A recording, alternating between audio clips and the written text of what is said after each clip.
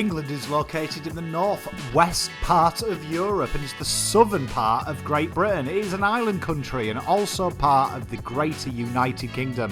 England is the largest country in the Great British Isles with a population of around 56 million. The lion is the symbol of England and stems from King Richard I, also colloquially known as Richard the Lionheart. The lion is associated with bravery, strength and courage. It's also England's official coat of arms, the red background and 3 golden lions. You'll find these lions on the England national football team, and the women's team is also called the Lionesses. Another fun part of that fact is Harry Potter. The badge of Gryffindor also has the lion with the same connotations of bravery.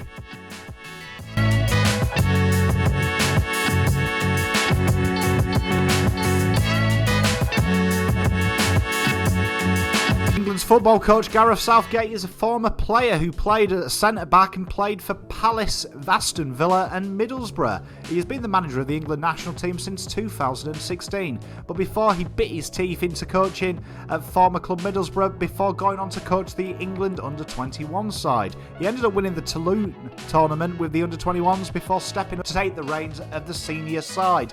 He won an OBE in 2019 for services to football and capped off a wonderful 12 months for himself and his national team by making the finals of the Euros before losing out to Italy on, yes, you guessed it, penalties after a 1-1 draw in regulation time. Hopes are high from within the England camp, and can the lovable suit-wearing Gareth lead the Three Lions to the promised land?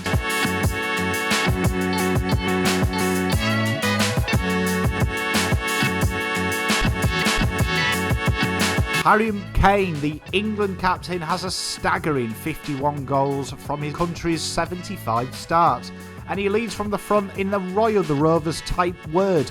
A real poacher in front of goal and has shades of the current England World Cup goal scoring record holder Gary Lineker.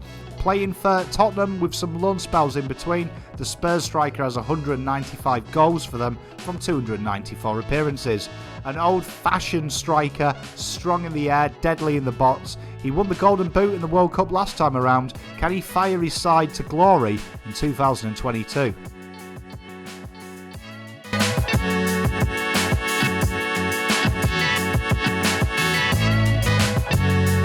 Jude Bellingham is the name on everyone's lips at the minute in world football, and the Birmingham Academy product has taken the world by storm. Linked with a move back to Britain, the midfielder is one of the hottest properties in world football, showcasing a phenomenal passing array but also a keen eye from goal. He really pulls the strings in the midfield, and he has torn apart the Bundesliga this year for Dortmund with 15 appearances and 5 goal contributions. He will be one to watch this year and will be a catalyst in pulling the strings in everything England do.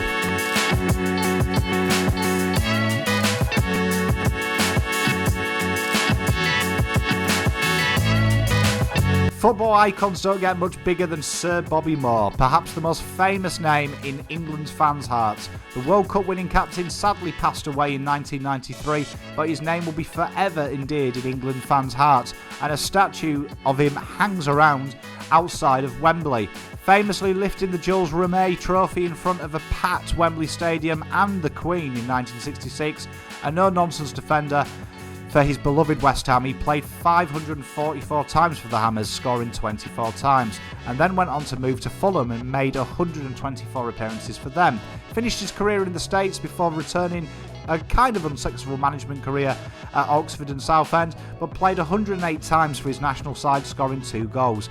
He is an icon of the English game, and as Sir Alf Ramsey, the World Cup winning coach, famously said, "My captain, my leader, my right-hand man.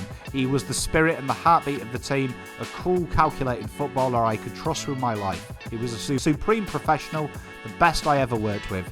Without him, England would have never won the World Cup." All England players will be striving to recreate what Bobby Moore did in 1966. Can they do it? But a true icon of the game.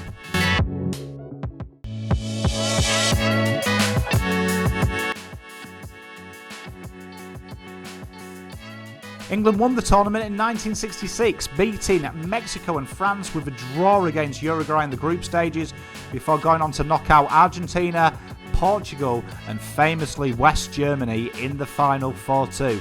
An iconic day in the hearts and minds of England fans. Who hasn't seen the black and white footage, with perhaps the most famous commentary moment ever when Geoff Hurst scored fourth and completed his hat-trick and sealed the trophy for the England.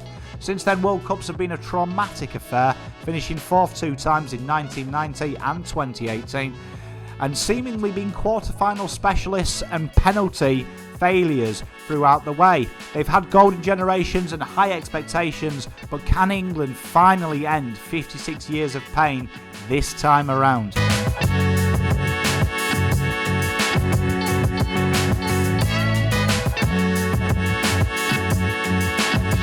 England secured their place in their 16th World Cup by winning the Group I.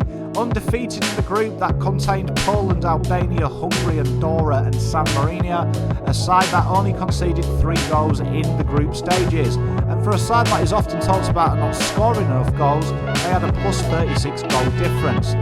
Question marks still remain though, can England's defensive style win big tournaments? Their qualification form as always has been very good. Can they step up when the time matters? Time will tell.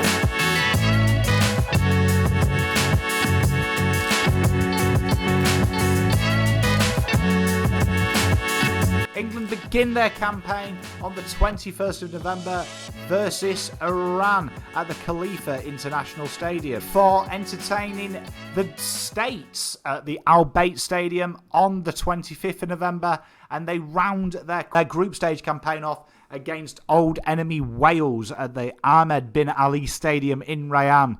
A very tasty group, which is statistically the most tightly contested. Only 15 spaces separate the best side, England, with the weakest side, Iran. It's going to be a tasty fixture, but if England get out of it, anything can happen. Thank you very much for watching. I hope you enjoyed that video. If you want to become a member of the channel, link is in the description. Please hit the like button. Please hit the subscribe button. Make sure you turn that notification bell on. We're well on our road to 10k. Give me a follow on the socials above on your screen now. I'll continue watching more great Pommy and Oz content in the playlist provided. And I will see you next time for more AFL and more sport.